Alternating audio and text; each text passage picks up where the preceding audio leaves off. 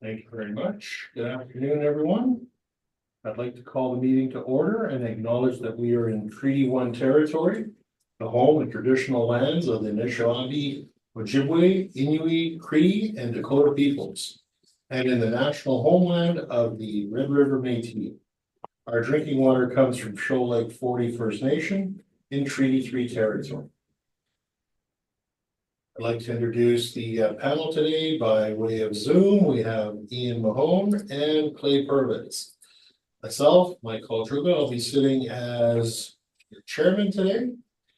From the assessment department, Clayton Deitchen, and from the administrative personnel from the board, Fran Picotto.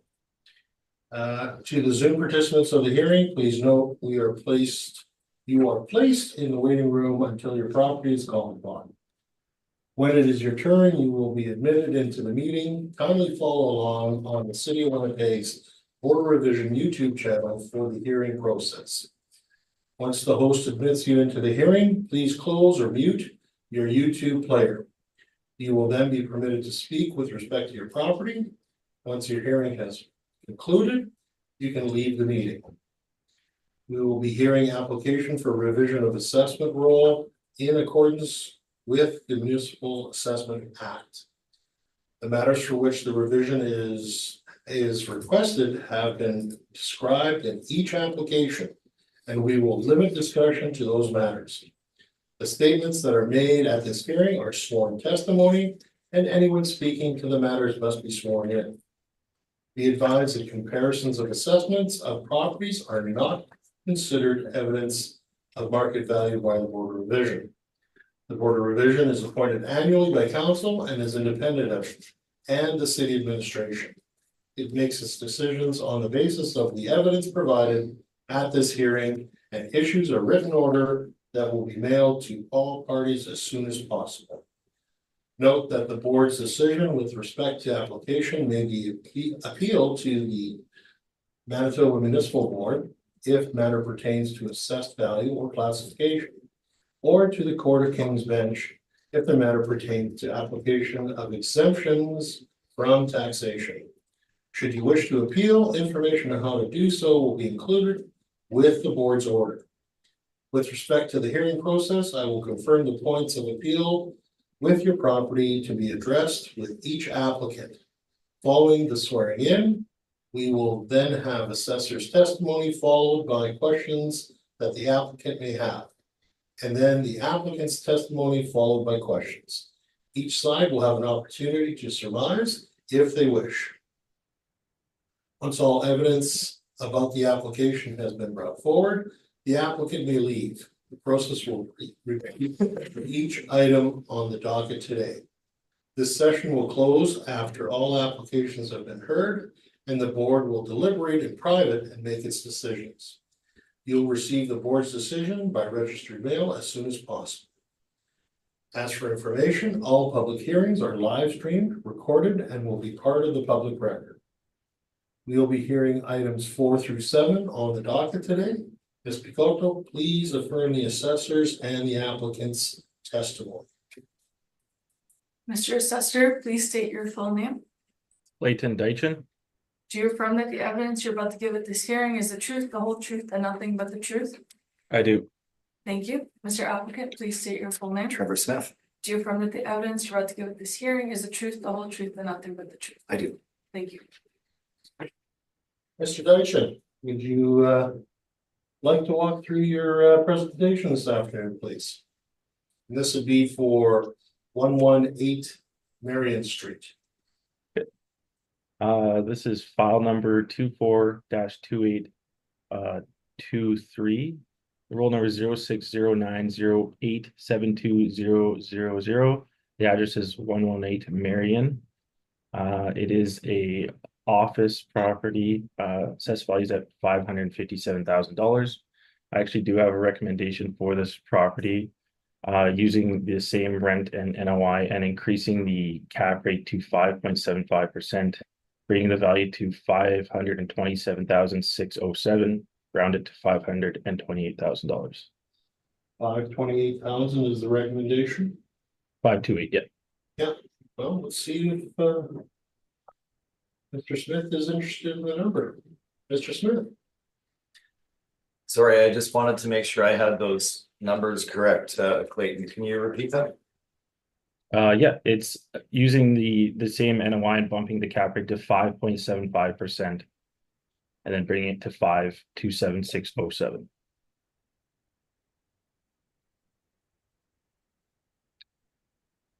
30,000 337 is the NOI, correct? Yes, And 5.75 is the cap. that's correct. Thank you.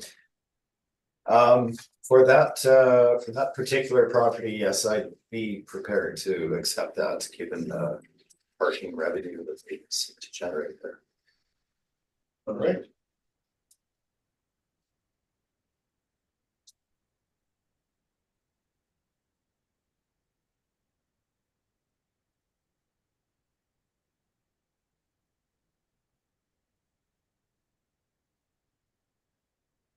Thank you very much, Mr. Dyke, and thank you.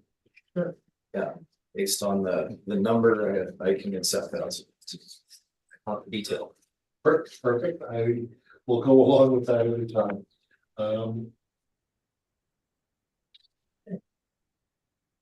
Well, that in mind, we can then move on to the next property in the docket. That being 159 Marion Street. Mr. Dyson, would you like to walk through that particular property? Yep, sorry, just give me 1 second. Okay. The file number is 24-3821. The roll number is 0609081250. The address is 159 Marion Street. The roll year is 2025, assessed values at $997,000.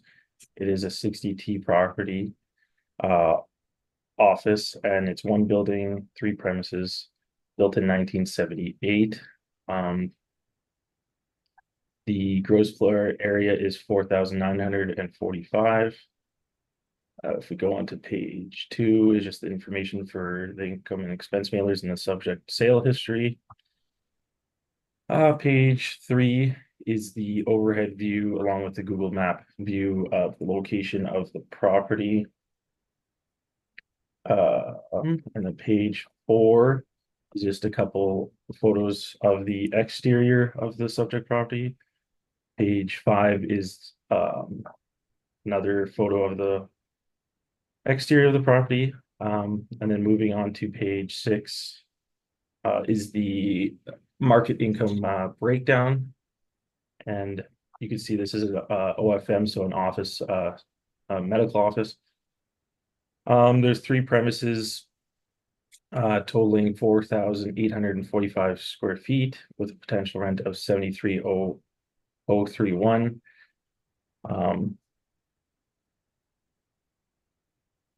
With the potential rent being 73,031 and the vacancy at 5.5%, expenses at 3%, and the shortfall at $8 a square foot brings the NOI to 64,812 with a cap of 6.5%.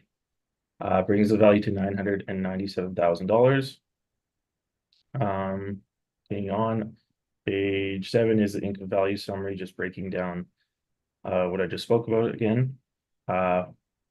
Page 8 are the rent comparables for the property. So I tried to find OFMs, medical offices in the area, which can be slightly difficult, but you can see that they range from, and added a couple OFSs as well. So those are just standard offices. But they overall range from 1525 to 2558. The average being 1990 and the median being 1920. And continue on to page 9 is just the cap rate table showing the city's cap rates for office, industrial, retail, multifamily, and hotel, and how they stack up against the Collier CBRE and Cushman and Wakefield. And then continuing on to the Municipal Assessment Act excerpts on page 10. Page 11 is the income and expense mailers. So they show net rent on here. Along with that, they show a wages and caretaker of 42,000. That seems quite high for what they're bringing in, and I'll show you a couple other mailers. Explain that a little bit more. And continue on to page 13, you can see that the two tenants are in there. Like, it's hard to say. They said it's net rent, but then they checked off a number of boxes. So it's hard to say if it's definitely a net rent or a gross rent for this mailer. Then continue on to page 15 is the 2019 mailer, actually. And here it doesn't show wages and caretaker for this. And then on page 16, it's a little hard to read, but you can see that they are net leases, but I believe the first one, Dr. Frank Herman, is actually owner occupied. But the second one works out to a net rent of $20.91 a square foot for the pharmacy. And then continuing on to the last page is just a permit for interior alterations. So it was the change of use and occupancy for a new medical clinic and dispensing pharmacy in a former retail space. And unfortunately, there was no declared value for that one. But that is my evidence. Thank you. Thank you very much, Mr. Nation. Mr. Smith, questions? I do have a few questions, yes.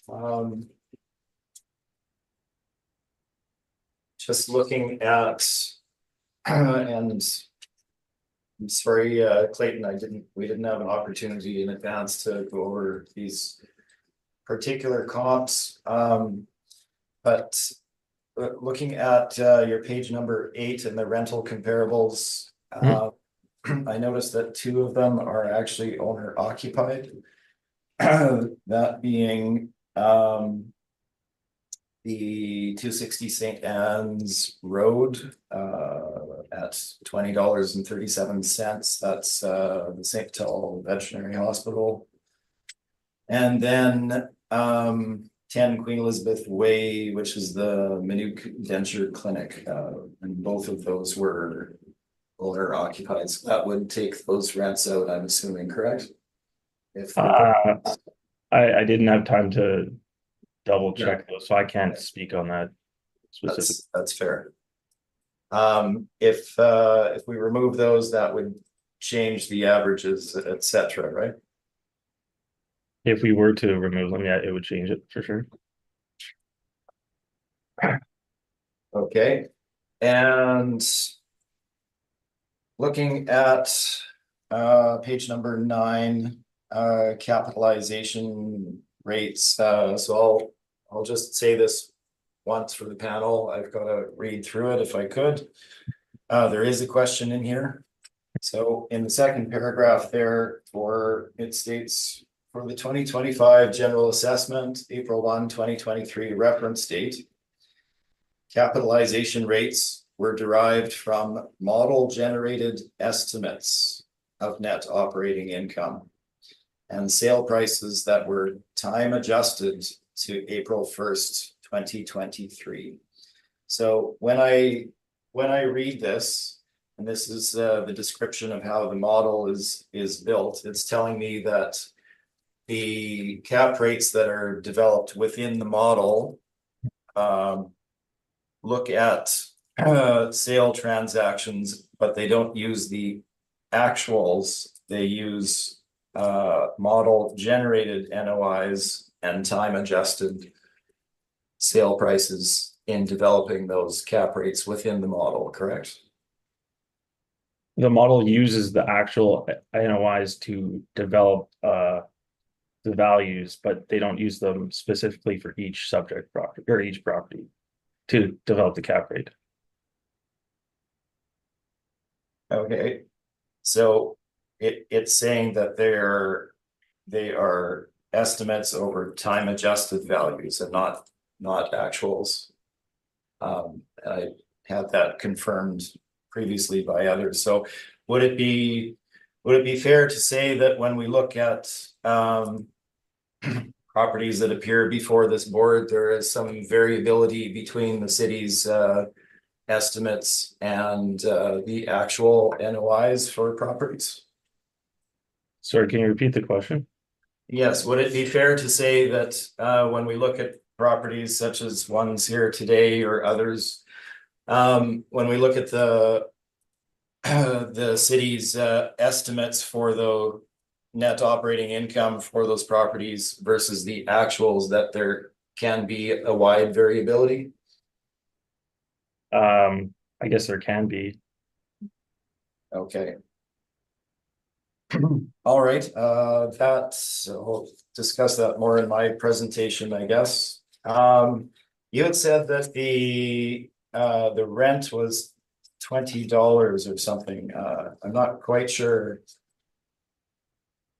Because I've gone through it and it's actually, this is for the pharmacy, it's actually 1575. I'm not sure how you develop that. Sorry? We just have a dispute with regard to the rental rate for the pharmacy. Those are all of my questions. Thank you. It was, okay. Want to answer that, Mr. Dykstra? Yeah, it was based off the 2019 mailer that I pasted near the end of my on page 16. Oh, 2019, the same? Yeah, the 2019 mailer, because the other ones were that it was hard to determine if they were gross or not. And this one seems to be a net rent. Because each year they showed something different in the boxes. Yeah, they show something different. They check off net, then they check off boxes as saying it's gross. It's sometimes hard to. This was the most clear one, at least that I was able to see. Possibly Mr. Smith might be able to shed some light on that. Afterwards.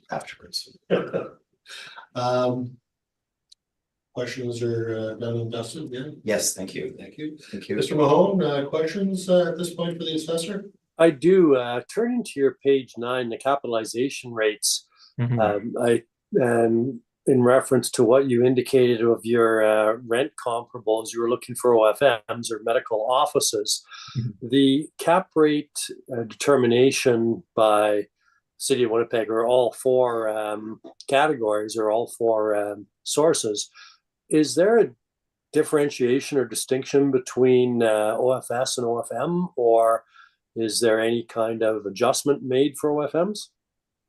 I'm not 100% sure, but we don't include all the different types of offices, unfortunately, in this table. And we just have these, and these are just, again, to show how our caps compared to the Colliers, CBRE, and Cushman and Wakefield ones. Okay. Yeah. Okay, fair enough. Then my next question is the categorization of this particular office, and I appreciate looking at the permit that outlines the work that was being done. What was the date on that again? 2019 was Okay. when it was issued. Yeah. Okay, so 2019, that work is done.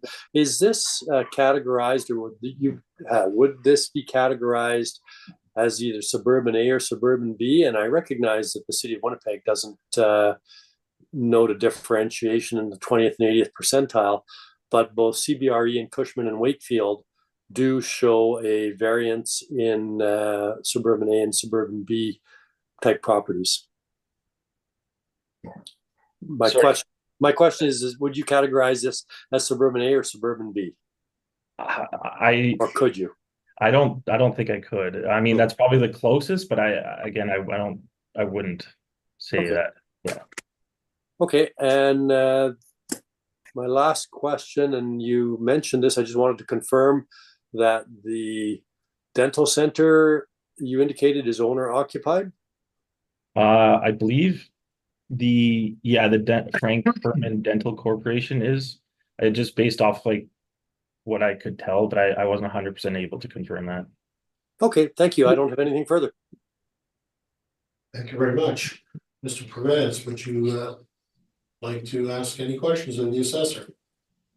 I also have a similar question about the owner occupied portion. Hopefully, Mr. Smith will enlighten us with the answer to that burning question in his presentation. But going back to that OFS, and I understand the office medical can't make it into the cap rate chart. Like there's just too many types of subcategories to put them all into a chart. I get that.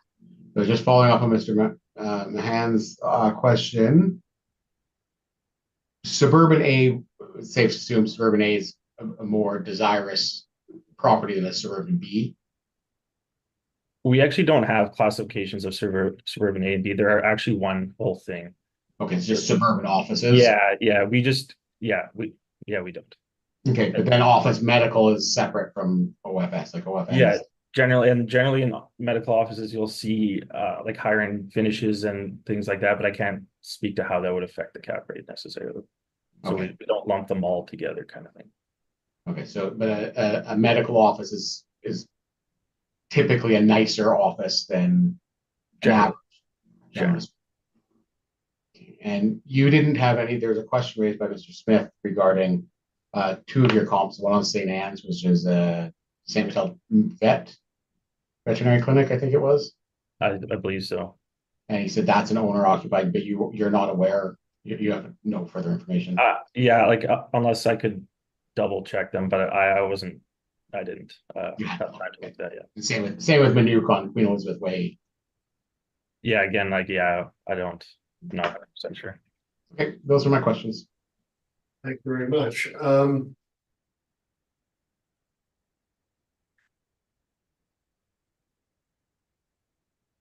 Just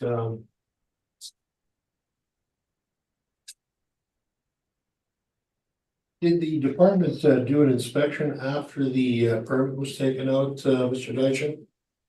I'm not too sure. I noticed that there's no effective age done on the property. Yeah. Is it possible that one inspection was not done, therefore no effective age drawn, or is it just someone looked and didn't feel that an effective age is required? I guess either are possible. I'm not 100% sure. I could double check if you want me to. If you do it quickly, that'd be great. Probably not super quickly because our system has been having issues. Then we will move on from there. Okay, sorry about that. Yeah. Those are my questions then. Mr. Smith. Your presentation, please. Thank you, Mr. Chair. So to answer the burning question, yes, the medical center is owner occupied, and the rent that they pay is their own book rent. They pay a gross rent themselves, but it's irrelevant in the end, as what they're paying is what they're paying their own company. So it is not a market rent. The only tenancy is the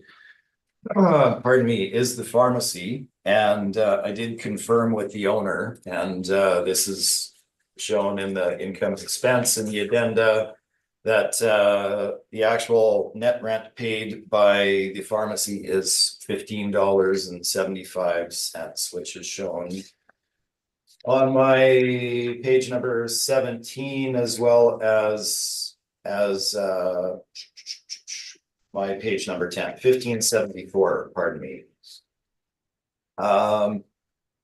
So that is the background with regard to that. The property itself is somewhat unique in that the medical center portion of the building has a full basement, and for their particular use, the owner of the building and the medical center has developed it for themselves for both both storage, but also use for seeing clients, etc. So there are rooms down there that are used for medical purposes, which I think we'll see in our photographs. Now, that's certainly an over improvement of a basement space, without question. Is there value to it? Sure, there's value to this particular owner as it's built out.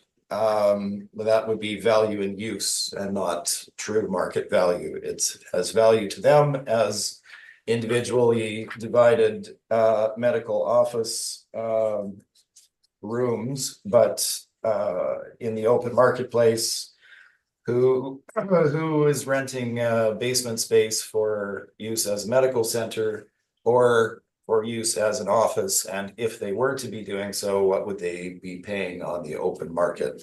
Obviously, considerably different looking at basement space versus above ground space, without question. You have different access, you have no natural light, etc., etc. So let's move into the property itself. Page number 3, you can see some background. It's currently assessed at $997,000. You can see that the prior assessment, 2023, was $1,045,000. That was confirmed. We have appealed that decision to the municipal board. And you can see that the city's assessment has declined as well from that previous assessment. Our market value is $850,000, and we'll get to the projection of that income in a minute here. Site area is shown there for you. Originally built in 1978. If you look at the front of the building, it was originally a credit union that that was developed there, and has since transitioned to other uses. So let's move on to the photos. Beginning on page 4, you can see an exterior of the front, interior of the main floor of the medical space.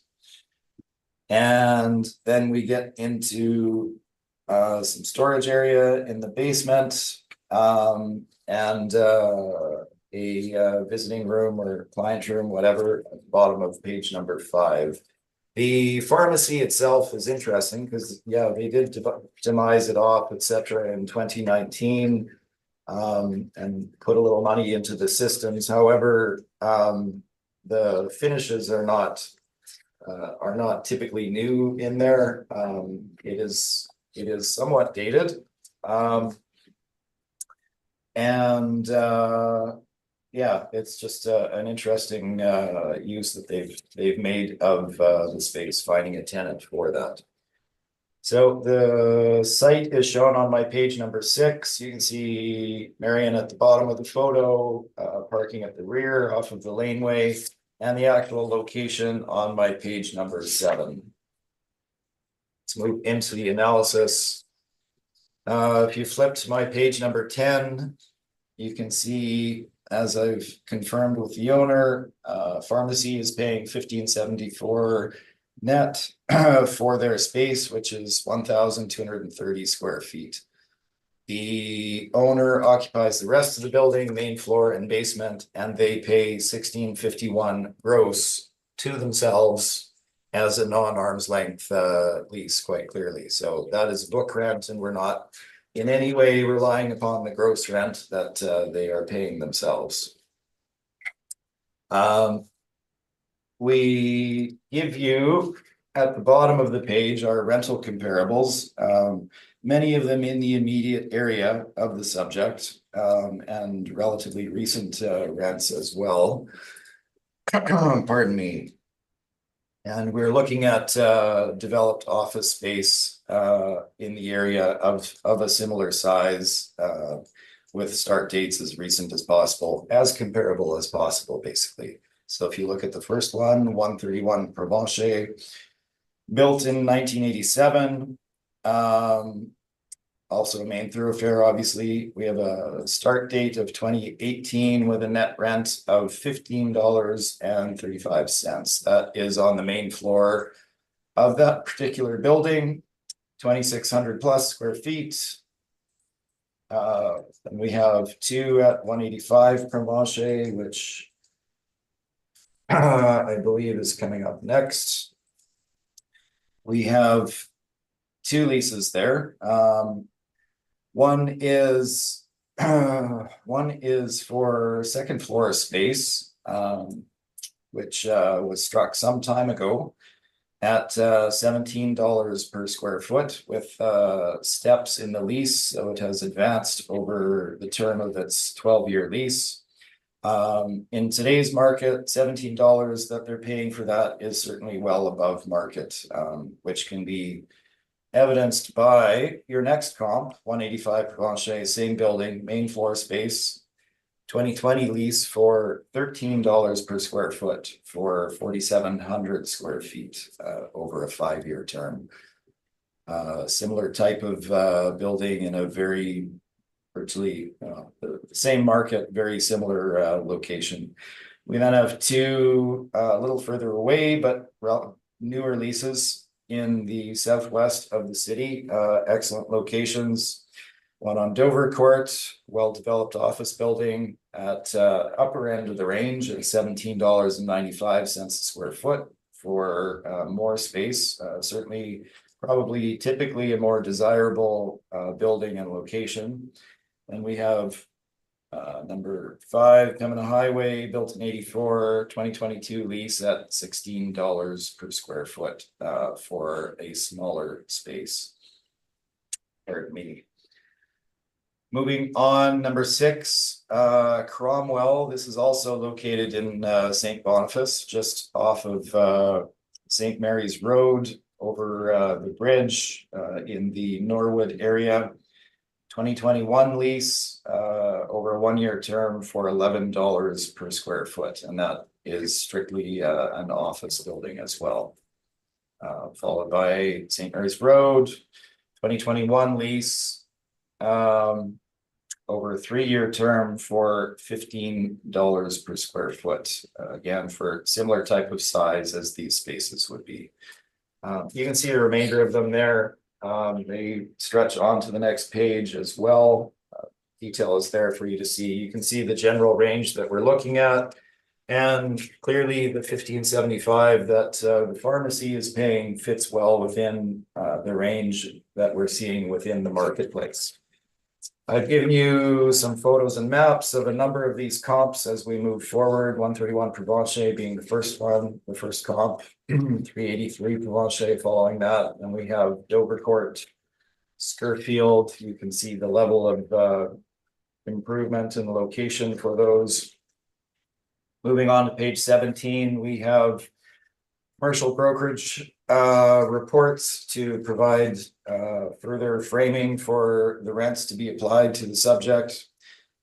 This is at the top of the page, Colliers International first quarter 2023 office report. And they are, in that case, indicating 2 categories of suburban office, which I'll speak about in a minute here.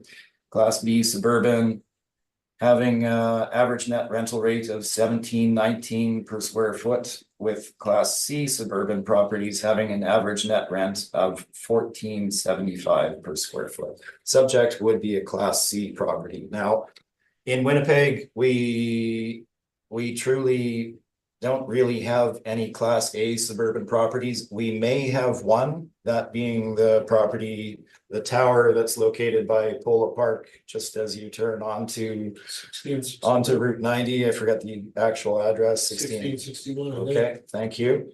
I don't know why I remember that, but I do. So that is perhaps the only Class A property in City of Winnipeg. Size has a significant aspect to do with whether a property qualifies within categories. These are nationally recognized divisions.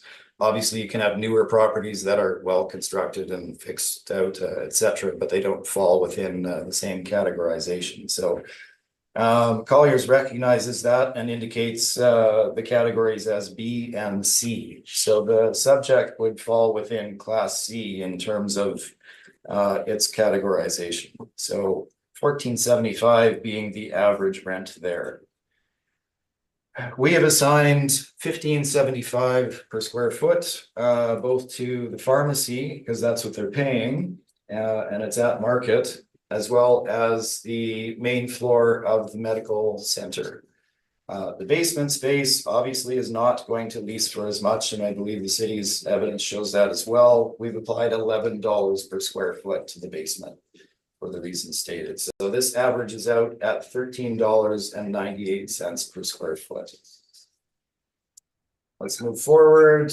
I don't think we have any change in vacancy, but there is some discussion. So I've given you two sources of information here. Class B suburban ranging between 11.7 and 18.7%, depending on the source. Class C being 10.3 to 5.5%. We recognize that vacancy in suburban office is higher, but we are deferring to the city's parameter of 5.5% in this particular case, and recognize that in the overall valuation for the property. The expense allowance, we've applied 5%. I've presented my material before this board numerous times on this. I don't know that we necessarily need to go through it in detail. What I have done, if you look on my page number 19, there was a single case that has made it through the municipal board at this point. It was the first case that had essentially a focus on the non-recoverable allowance, this particular issue. And both the city as well as the appellant did extensive research and presentations on that particular issue. And ultimately, it was decided that the rate for that particular downtown office, I think, was 4.5, 4.6% or whatever they decided in that particular case. We have used 5% as our non-recoverable based on this particular decision.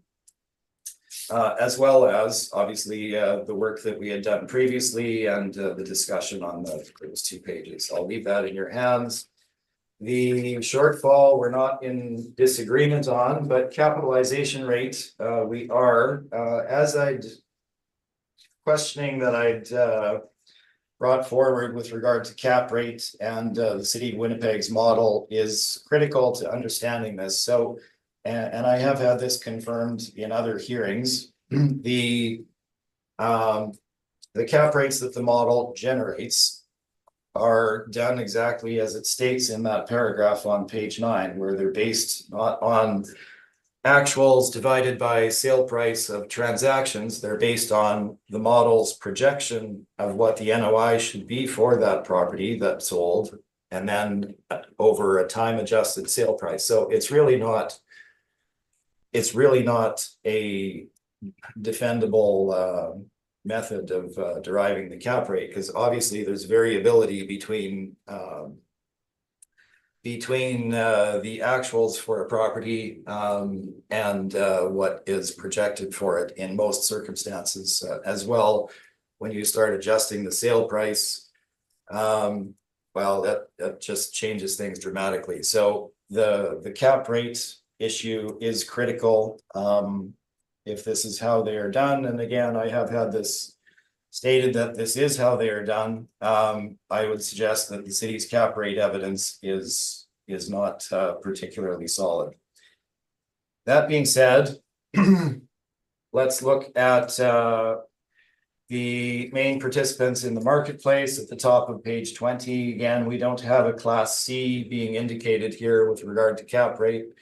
But the property would fall outside of these bounds. If you look at The chart at the top of page 20, we have Cushman Wakefield indicating a cap rate range of 6.75 to 7.75%. Colliers indicating 7.5 to 8.5 based on their revised or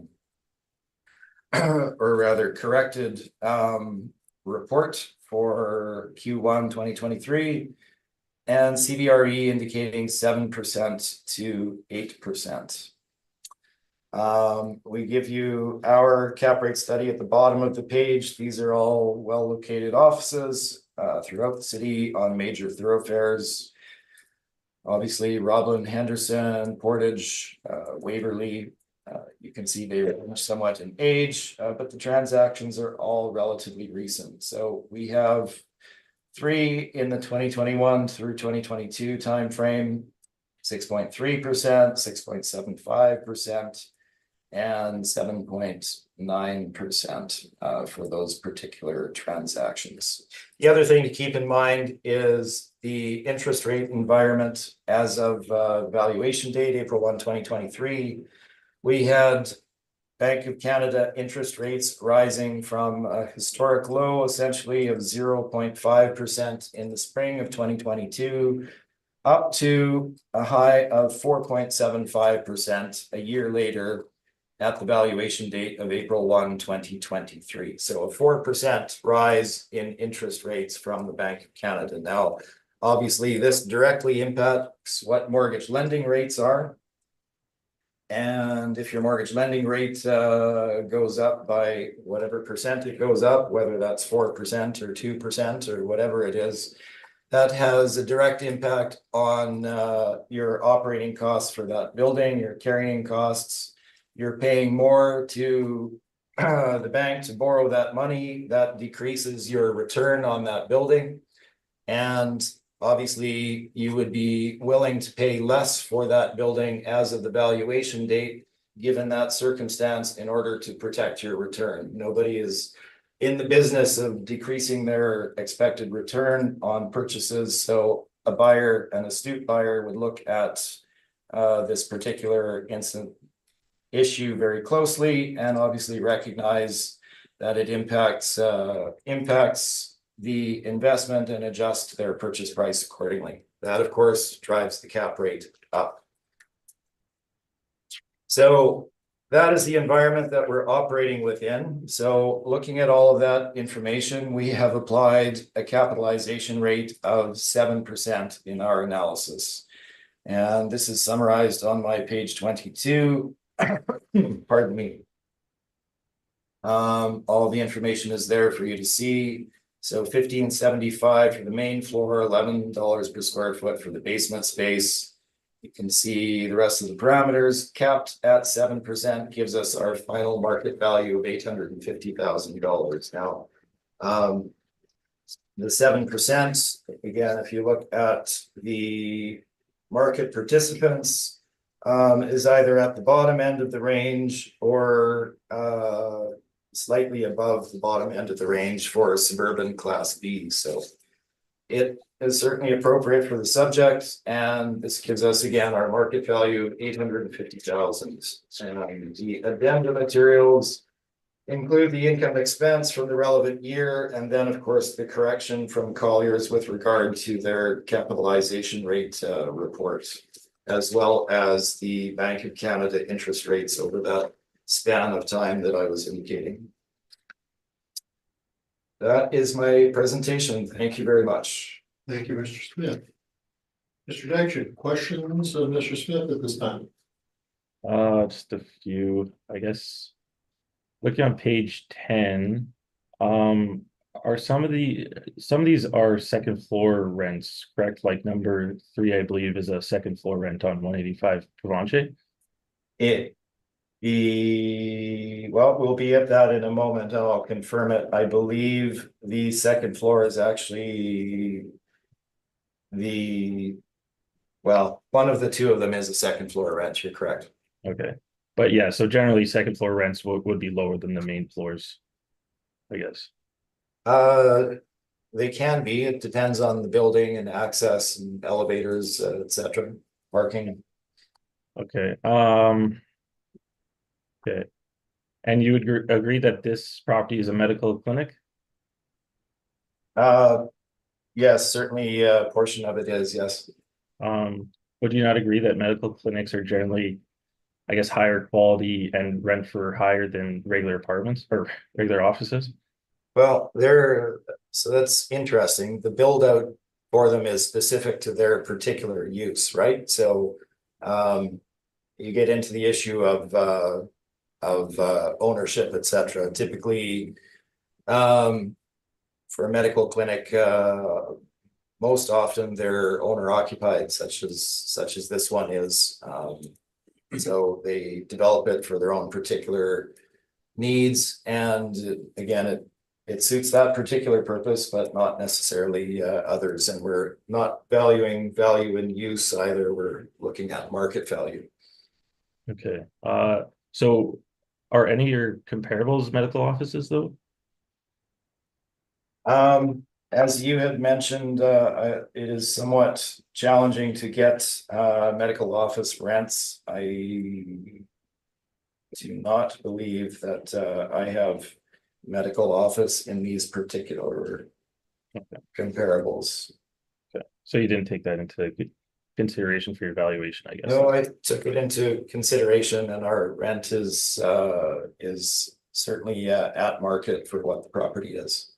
Okay, I guess I have a question on the rent. Do you have, I'm not questioning anyone's credibility, but do you have the lease agreement by chance in your I brief? don't know. No. Do you know why then they would indicate a net rent of 2090 in 2019? I believe they renewed or something at that point. I don't recall the background. The the space was there certainly at that time. The 2019 rent, of course, is not the 2022 rent, so we've included that detail, and I've confirmed the actual amount, net amount that the tenant does pay at 1574 with the owner of the property. Okay, I mean, that rent says it was valid till November 2023, or the end date was 2023. Right, but we're not, they've sent in their information diligently over that time, I believe, so we'd be looking at the 2022 one, not the 2019 one.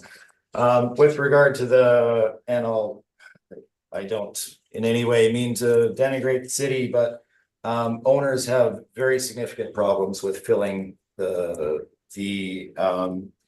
information out according to the categorizations that the city puts out. It's not their business. They get confused. They make mistakes. So I understand that, and I believe the city does too, which is why I went through the exercise of confirming whether they are truly net or not with regard to the pharmacy. I guess on page 20, you say this is I guess a suburban class A, even though it's a medical office, or suburban class C, even though it's a medical office. How come it's a class C, and what are the parameters for each class? Well, age is obviously a factor in terms of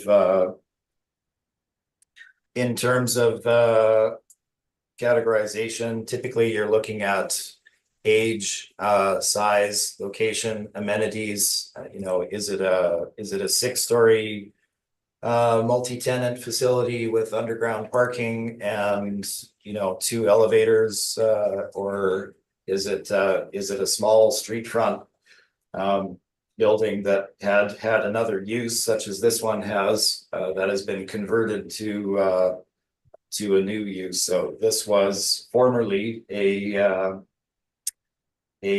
credit union space that has been converted to the new use. So it wasn't designed for this. There's only 2 tenants. We're not looking at a larger, more significant building that might fall into the Class B categorization. Okay, I guess again on page 20, And hopefully these questions can carry over, because I think these are the same comparables for caps. I wasn't able to look at a few of these because there was no addresses or roll numbers to directly look at, but 185 Sherbrooke, do you know the owner of this property? Or at the time of the sale? It was investigated. I don't recall off the top of my head right now, no. Okay, so you wouldn't be able to confirm that it was cancer care and it was owner occupied at that time? I don't have that information before me today.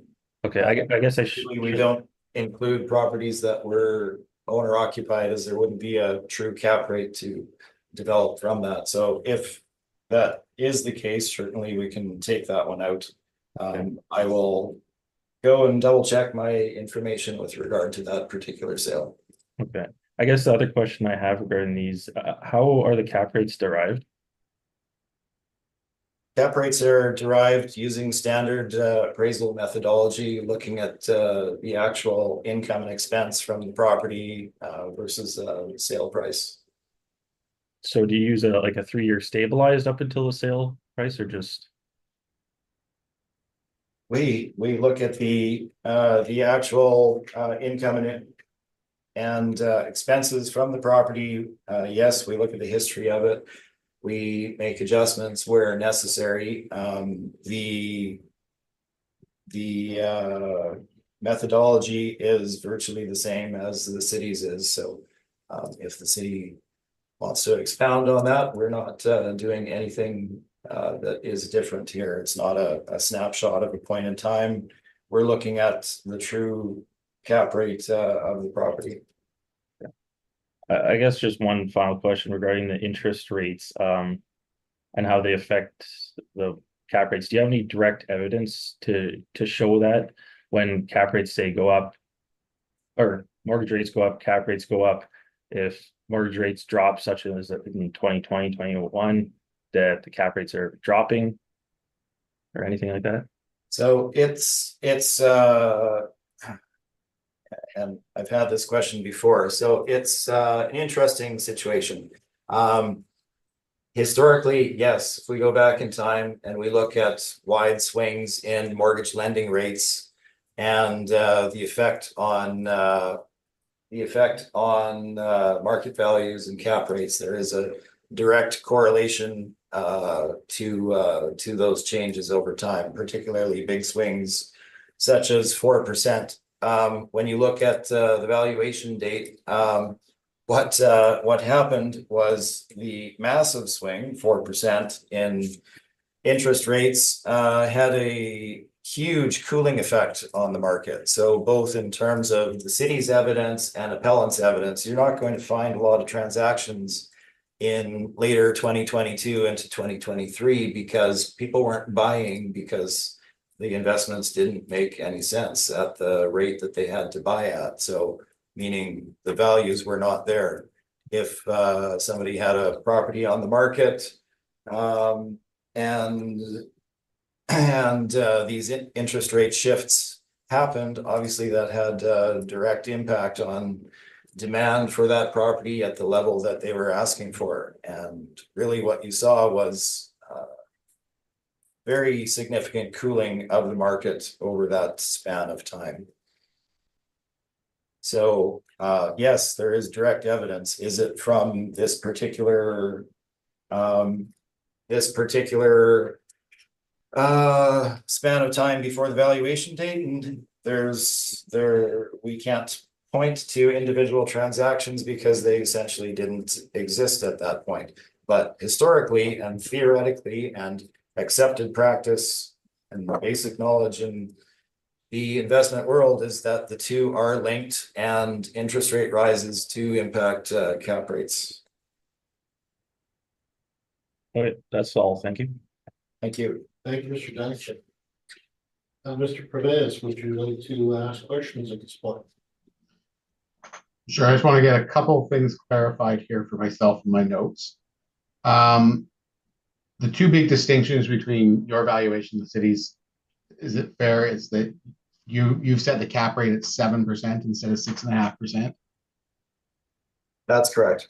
And then you've got rent at about $14 a square foot versus $15 a square foot for the city, so a little bit lower rent as well. Yes, and again, that's based on $15.75 for the two main floor spaces and $11 for the basement space, which is obviously going to lease for considerably less than a main floor space would. Okay.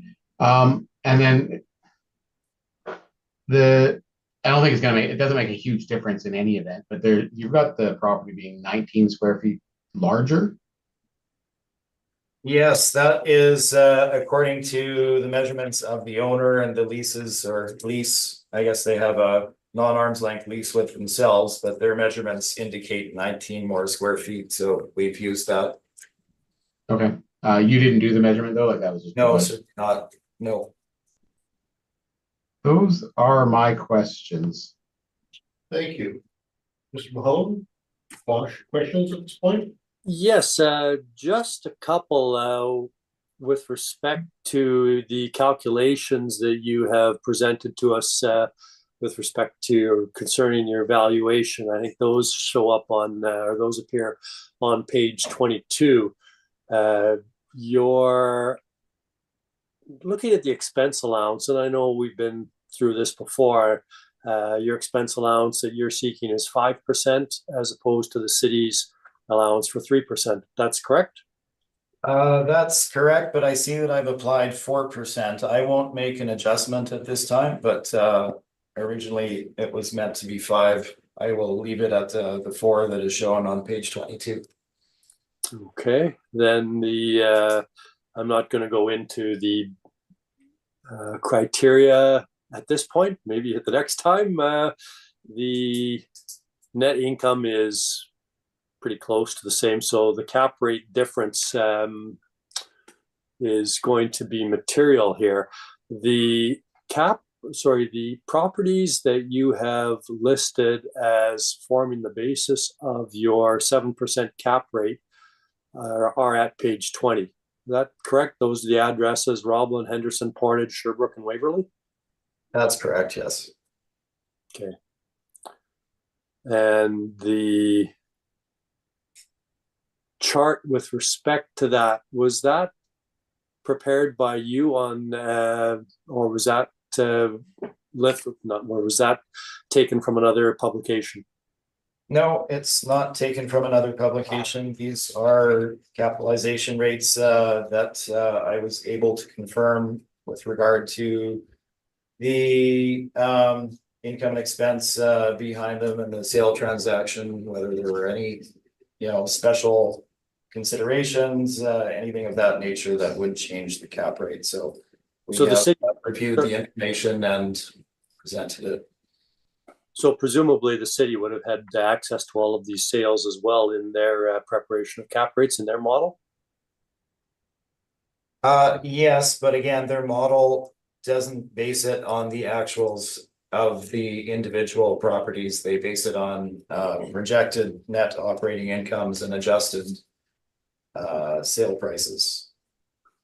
Okay, thank you. I don't have anything further. Thank you very much. I'd like to go down the road a bit about the cap rates with you a bit more, Mr. Smith. You were talking about a little earlier about bank rates and how you had a 4-point basis increase, and that's a massive increase in one shot. But prior to that, it had been 0.5% for probably 2-3 years. It's steady. Though, if memory serves, cap rates were never down in the 2, 3, or 4% range because investors still wanted a more return on their money. Is that not fair to say? Well, yes, and obviously they have to have a return on their money. So you have your Bank of Canada rate, whatever it is, then the mortgage rate, because there needs to be a return to the lender, which is higher than that interest rate, and the return to the purchaser is above what that mortgage rate is. So that is the general connection. Fair enough, and I understand that very Yeah. clearly. Yes, Uh, I'm sure you do. Yeah. And the point that I'm trying to make is that I don't. I don't know if I. Buy the fact that it's gone up as much as you're suggesting. Well, And I look at that from the perspective of some of the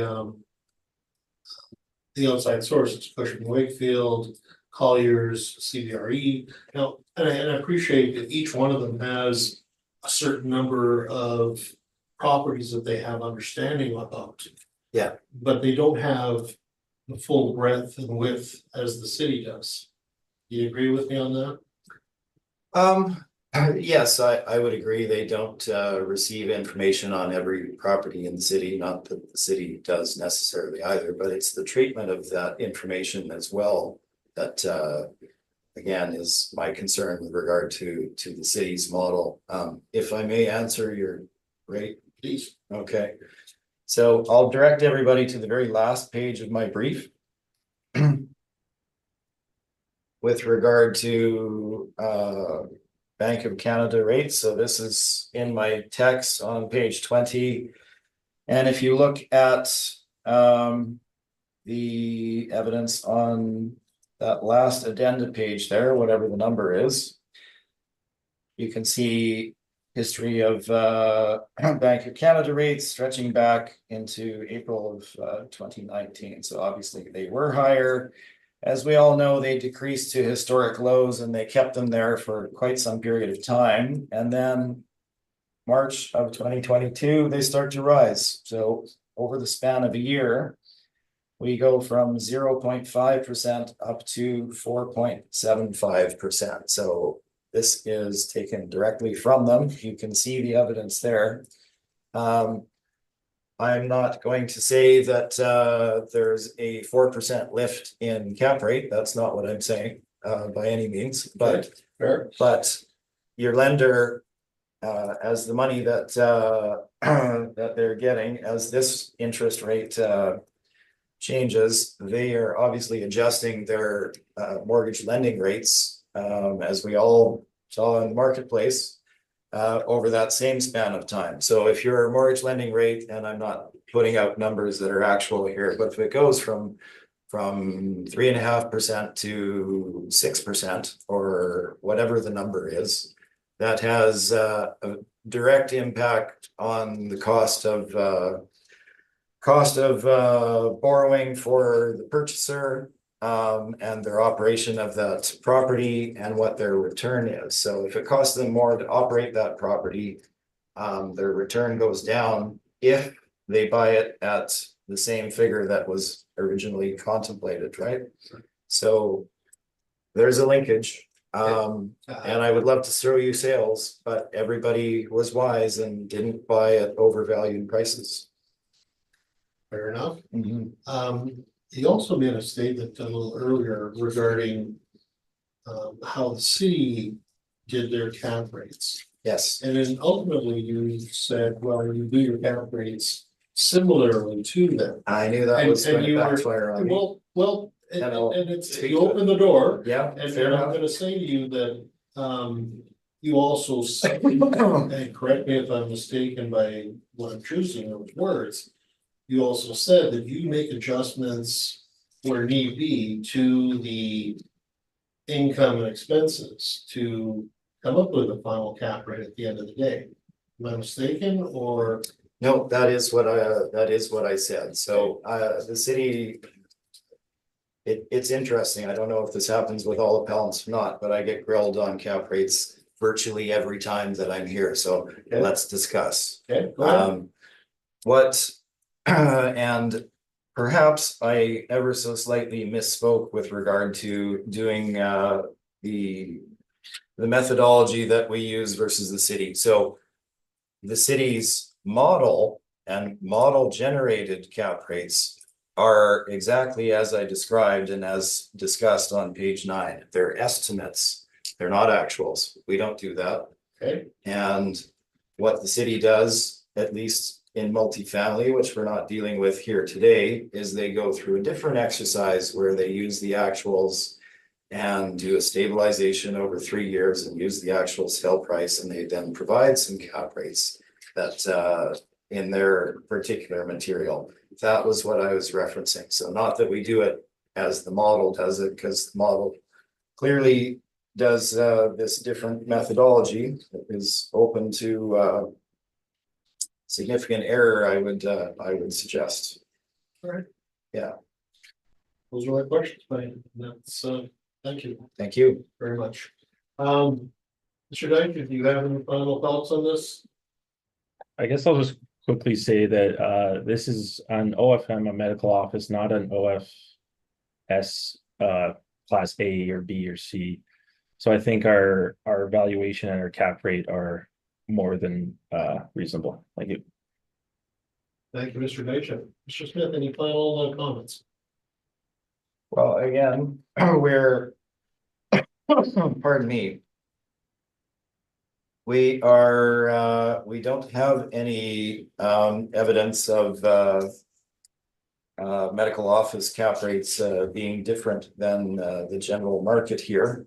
And we're not valuing value and use to the particular owner. So the tenancy on the main floor that is paying $1,575 net is a good indicator of what they should achieve on the other side of the wall.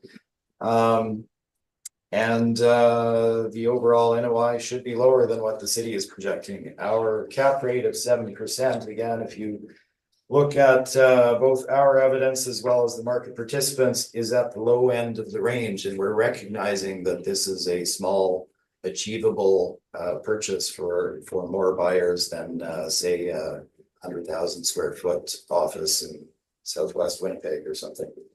That is my summation. Thank you. Thank you very much. That, I believe, closes out this particular property, gentlemen. We should move on to the next one. That being item number 6, 185 Provencher Boulevard. Mr. Dyson, would you like to walk through your presentation, please? Yep. Just give me 1 second. The file number is 24-3137.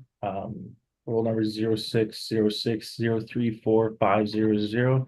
The address is 185 Provencher Boulevard. Roll years 2025. Assessed values at $2,289,000. It is a 60T office property. 1 building, 6 premises, 2 stories high. Built in 1974 with an effective year built in 1991. Excuse me. The gross floor area is at 13,185. Page 2, you can see income and expense information along with the sale history. It sold in 2011 for $1.5 million. Page 3 is the subject property photos. You can see the overhead view and the Google Street view showing the location of the property. Page 4 is just an exterior of the property, the front and back. And then page 5 is the market income breakdown here. So you can see that there's I think 6 premises here. The total leasable area is at 11,308. The potential rent total is 159,074. The vacancy is 6%, expenses are 3%, and the shortfall's at $8 per square foot. Brings the NOI to 139,616. And the overall capitalization rate is 6.1%, bringing the value to $2,289,000. Continuing on to page 7 are the rent comparables. So again, tried to find some in the area that are OFSs. You see that they range from 1511 to 2209, with an average of 1643 and a median of 1551. And again, I believe it was brought to my attention before that I believe comp 5 is actually owner occupied. I'm not too sure why or how that one got through, but we could take that one out for these purposes.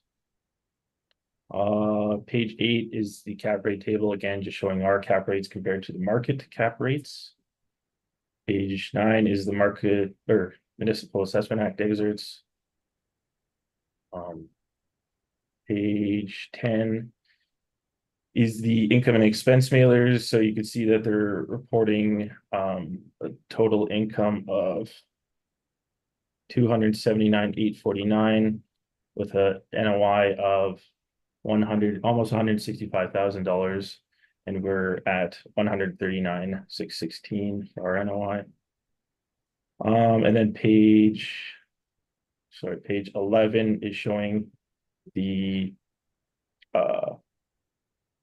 rent roll breakdown here. So you can see that the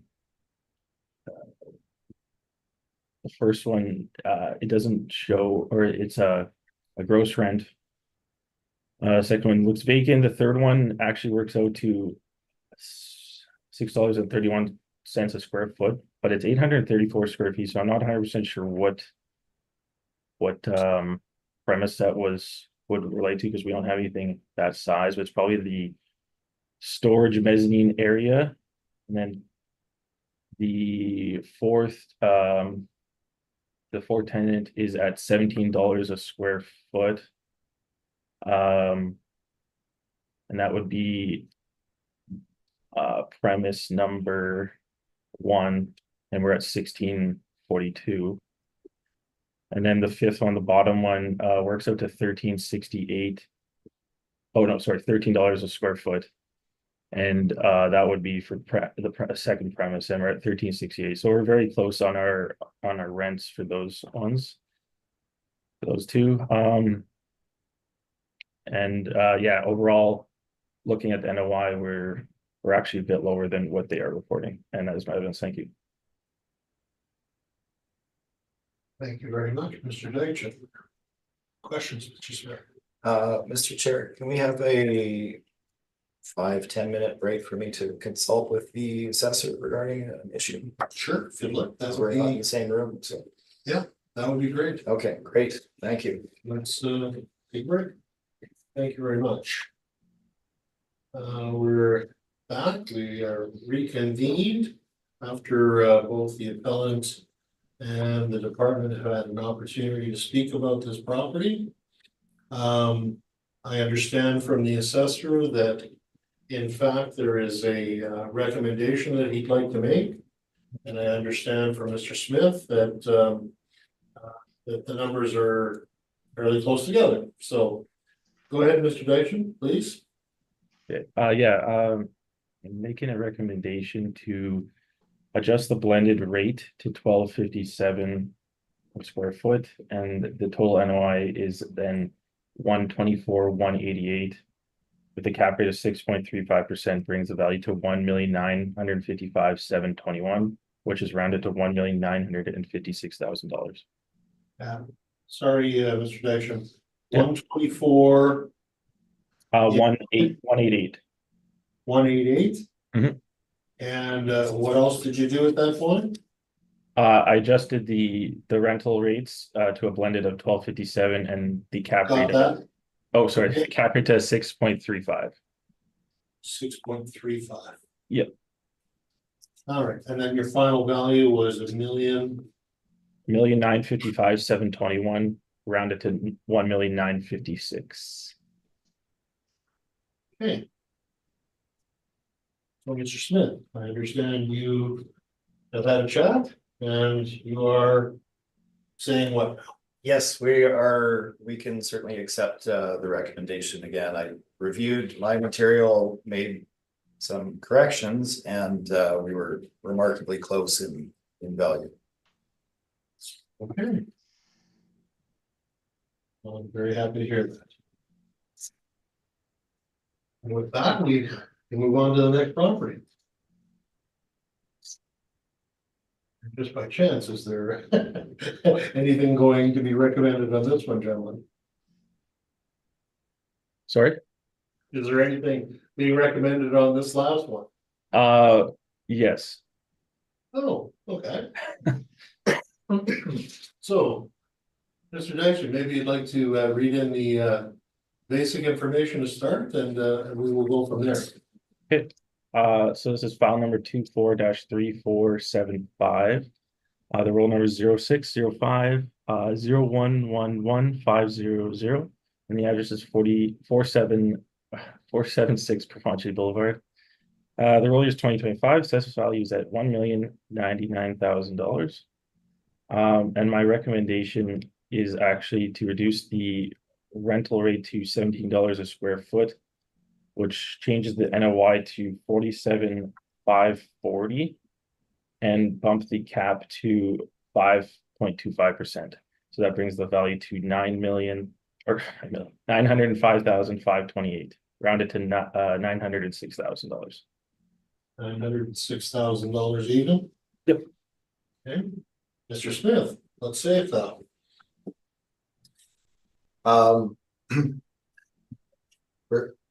We're still a little ways apart.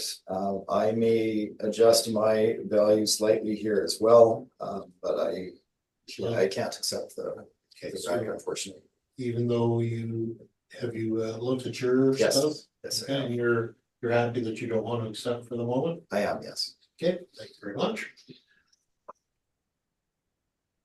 Mr. Dyson, would you like to continue with your presentation, please? Sure. This is a 60T office. It's one building, one premise, one story, built in 1988 with an effective year build of 2015. The gross floor area is 3,165 square feet. Page 2 is the income and expense information along with the sale history. You can see it sold in 2019 for $540,000. I'll speak about that a little bit later as well. Page 3 is the subject property photos. So you can see the overhead and the Google Maps of the location of the property. And then page 4 is just the pictures of the exterior. So you could see 2019 exterior to the 2022 exterior. Fortunately, I didn't have any pictures of the inside of this building, but clearly it's been completely renovated. And again, I'll speak about that a bit later. So this is on page 5 is the income stream. But I have the recommendation at the different values. So I'll skip that for now. And then page 7 again is the rent comparables. Again, we can omit comparable 5. But the range is still 1511 to 2209. Most of these aren't. I'm pretty sure all of them aren't renovated to the extent that the subject is. The newest property is 2013 at the top, and it's at 2209. Continuing on again to page 8 is our cap rate table. Page 9 is the Municipal Assessment Act excerpts, and then page 10 is the income and expense mailers. You can see that it is partially owner occupied with a gross rent. Then continue on to page 13. Oh, that's sorry, 14 is the sales mailer. So this is the sale that took place in 2019. You can see it sold for $540,000, and it was an arm's length sale. And then you can see on page 15, there's just more information about the sale. It wasn't purchased with a cap rate in mind. And then page 16 is actually the permit taken out later in 2019 for the renovations that we saw earlier. So this is interior and exterior alterations, change of use, and occupancy for an office work to include removing interior partition walls, existing canopy, and constructing partition walls to create an office, construction of mezzanine, remove and replace windows and doors, and add new openings, new finishings, flooring, fixtures, new exterior cladding, structural, mechanical, and electrical work to be done. So it was quite extensive at a value of $500,000. And again, I'm not saying the sale price plus the permanent value equals the value, but I think it's a good indicator of what this property could be worth. And that's my evidence. Thank you. Thank you, Mr. Deitch. Mr. Smith, questions? Thank you, Mr. Chair. I just have one question, and again, I apologize for not having time to talk about these in advance. On your rent comparables, the upper end of the range is that top one there at 2209. That is also an owner occupied facility. That's Harborfront Financial. They built that property for themselves. Is that? Not according to my is records. it I good, actually, guess? I looked into that one, and it looks like it's not owner occupied, according to what I looked up. Okay, the information that I had was that they had built it for themselves, that the company and them was one and the same, but anyway, that was my only question. Thank you. Thank you very much. Questions, Mr. Mahone? Just with respect to the owner occupied versus the leased area, am I correct in reading that Westland Insurance is the lessee and leases 2/3 or 3/4 of the space at 2399 square feet? I wasn't able to confirm who was the owner and what the other space is being used for. Okay, I was just looking at page 12. That appears to be the verification form. Oh, yeah.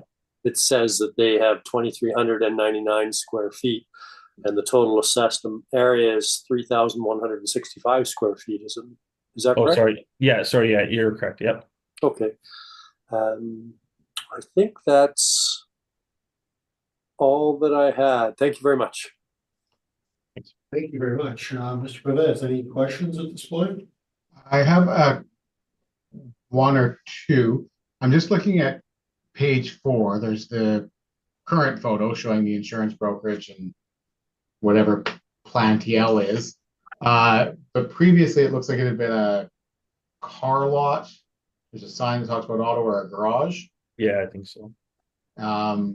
So yeah, substantial renovation. But that parking lot's all part of the property. Are there any environmental concerns or any listings with the province for this property?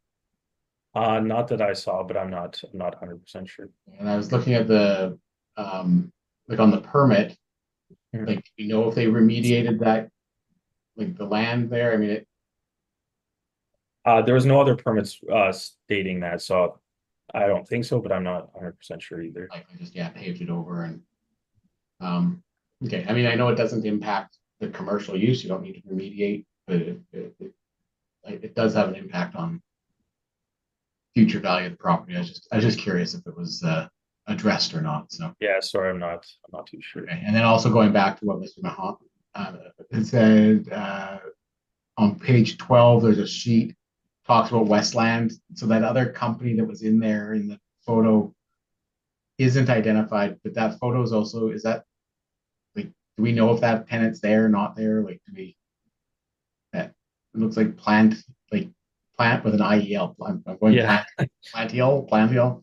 Not that I saw, but yeah. Okay. You don't have any other.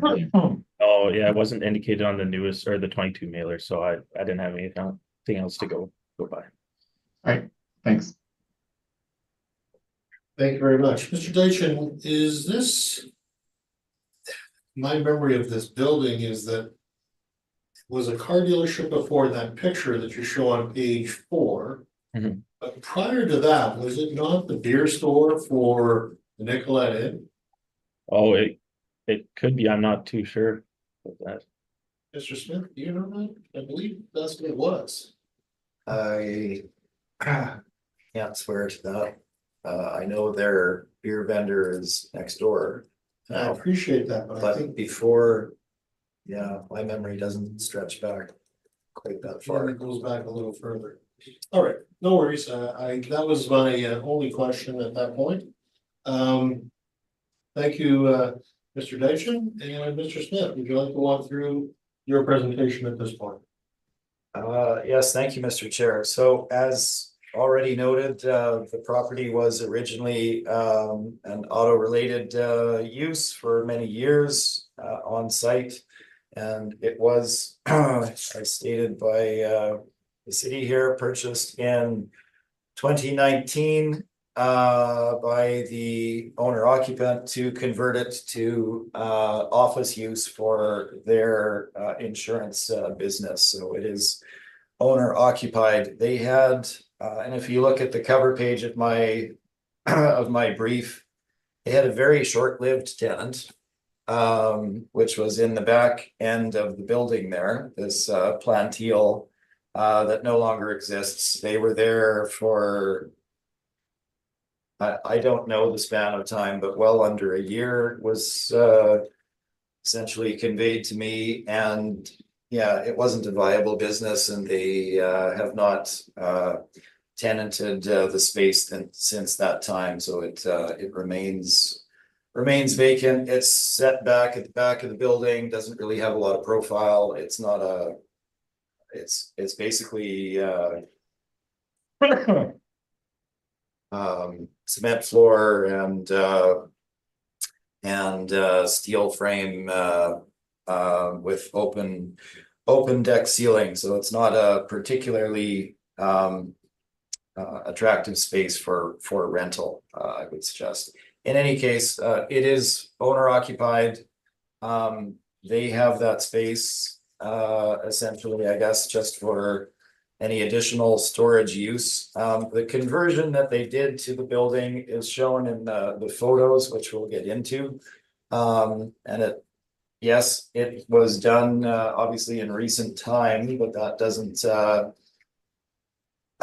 doesn't necessarily bring it up to the scale of the rent that is being applied by the city necessarily, and we'll get through that. My page number 3 gives you background. So the original structure was built in '88. That hasn't changed, just the interior of a portion of the building. If you look at, again, my cover page, you're essentially looking at 2/3 of the building that has been built out as office space. And we have a total of 3,165 square feet. Let's get into the photos. You have the exterior. I have the original.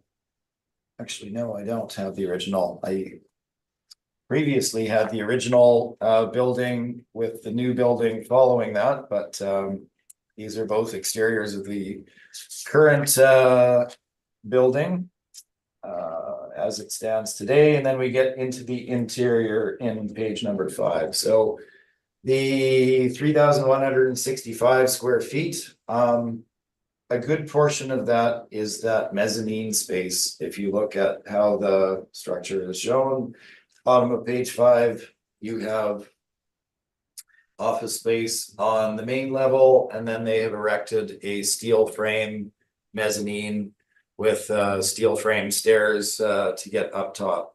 When we go up top, hopefully I have a photo of it. Oh, I do. Good.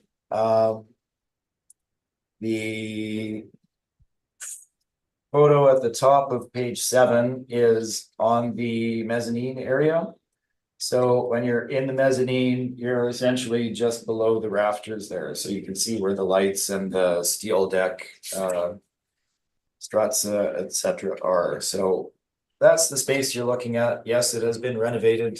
They've maximized their occupancy of that particular unit. But again, we're looking at this from a market perspective. What should that rent for on the marketplace, and what would a normal tenancy pay for that? So that's the background. The site is shown on page 8. This is obviously pre the change in use. As you can see, the number of autos on site. However, the footprint of the building and the site are still exactly the same there. It's on the corner of Provencher. Pardon me. And the location shown on page number 9. Let's jump forward into valuation. So property is owner occupied. So we have no arm's length lease in place. So we need to look at the market. So this is not is in the St. Boniface area. We've tried to provide you with as many comps from that immediate area as we could. So 185 Provence, property that we were just dealing with. We have two comps there, one originally struck in 2011. With steps at $17 per square foot. As of the valuation date, I would suggest that's probably on the high side for that particular space at this point in time. As evidenced by the second lease again in the same building, 2020 lease for 5 years at $13 per square foot. 159 Marion, we have, which we've also dealt with here, we have the pharmacy main floor space. $15.74 per square foot from 2018. To quality buildings Southwest Winnipeg at $16 and nearly $18 per square foot in the 2022 timeframe, arguably better located, better facilities. Low end of the range, Cromwell, just off of St. Mary's, just into the Norwood area, $11 per square foot in 2021. And you can see the balance of our comps there. Looking again at the market, commercial real estate brokerages and their reports with regard to office space in Winnipeg in Q1 2023. We have the Collier's report, and we have Class B suburban indicating $17.19 per square foot as an average again. Those are typically larger purpose-built office buildings with multi-floors, multi-tenants, better amenities, better parking, etc. And we have Class C suburban properties with an average net rent of $14.75 a square foot. Now, the subject has been newly renovated to the degree that I've shown in the photos there. It's not your standard office build out, I would suggest, in terms of how it's been built with the mezzanine space as well, which, when you think of it, also lowers the ceiling height on the main floor for those underneath. So while it has been renovated, we are still looking at originally an automotive use property that has been updated. So, and again, it's 2/3 of the building that we're essentially looking at with storage space at the rear. So we've assigned what we believe to be a fair rental rate at the upper end of what we would see the range being at $16 per square foot for the subject. Pardon me. Moving forward, space at the back, which is 25% of the building, was vacant and have been vacant for a period of time. We're not increasing our ask with regard to the vacancy rates, but we are indicating that the building has significant space that is not under use. If the occupant uses it, again, it's simply for storage, but that's not the intent of that space at the rear. It was intended to be tenanted, and they have not found a tenant to date. The rest of the parameters remain the same. Mr. Chair, if we can carry forward my comments with regard to capitalization rates, I won't cover that ground twice. We have the same market information from the major brokerages indicating cap rate ranges from 6.75 up to 8% essentially for suburban Class B.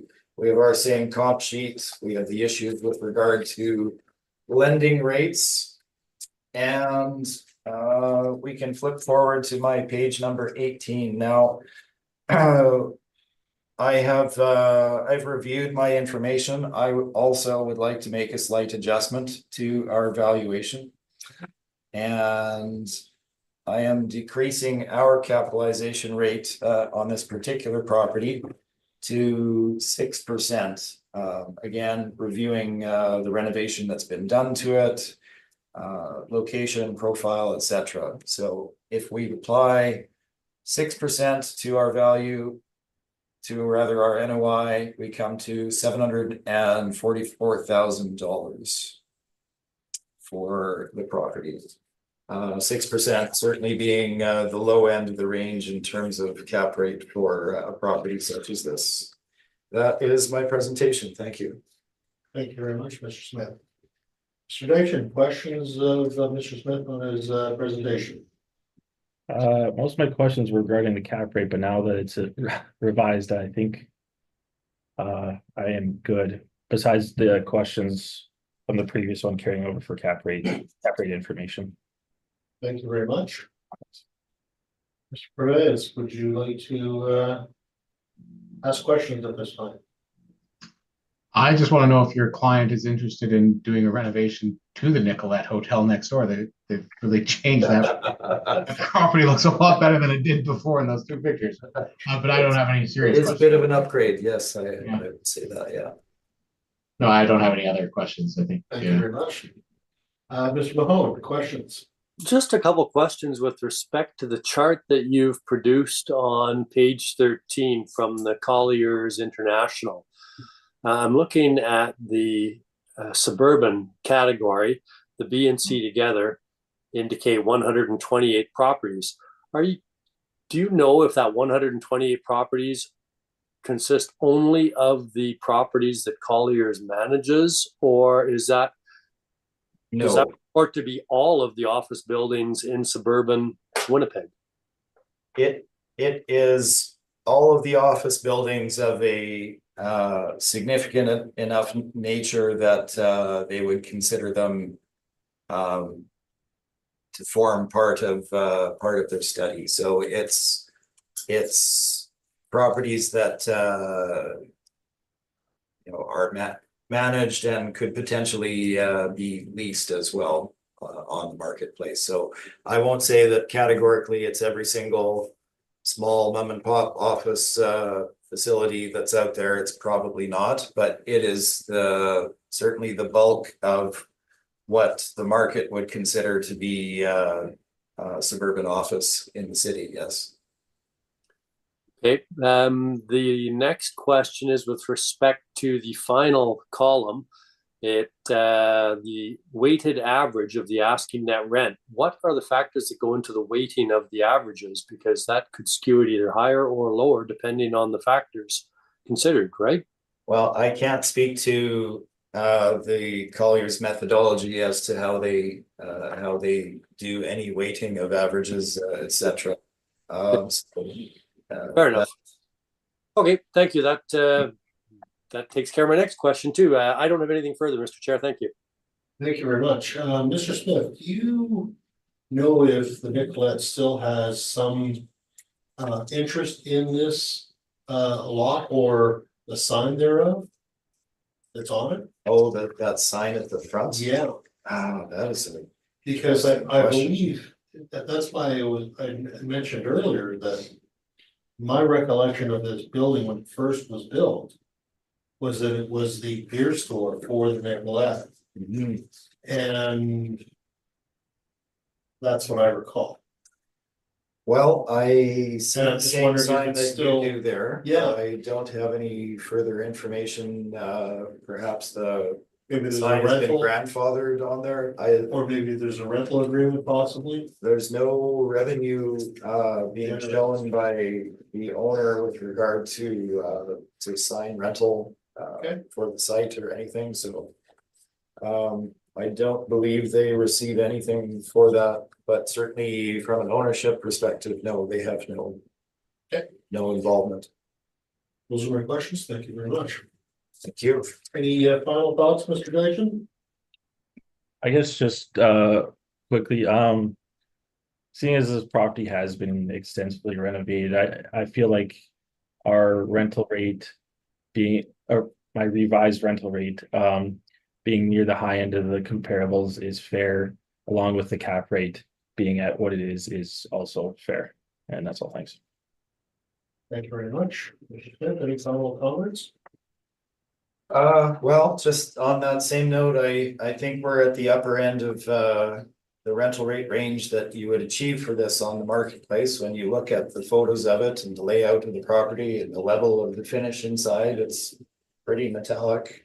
And we're also at the bottom end of what we would see the cap rate being for a property such as this. So, we're essentially at the maximum value that we would put on a property such as this. Thank you. Thank you very much for your presentation. Well, gentlemen, thank you very much, both of you, for your patience and working together on a couple of those properties. It's much appreciated by the board. Thank you. And just wanted to, I believe at this point, we've heard all the items scheduled and this hearing is now adjourned. Thank you, Fred. Thank you, everyone. Thanks for your time. Thank you. Have a dry commute. We'll see. Hopefully you don't have to show. Commute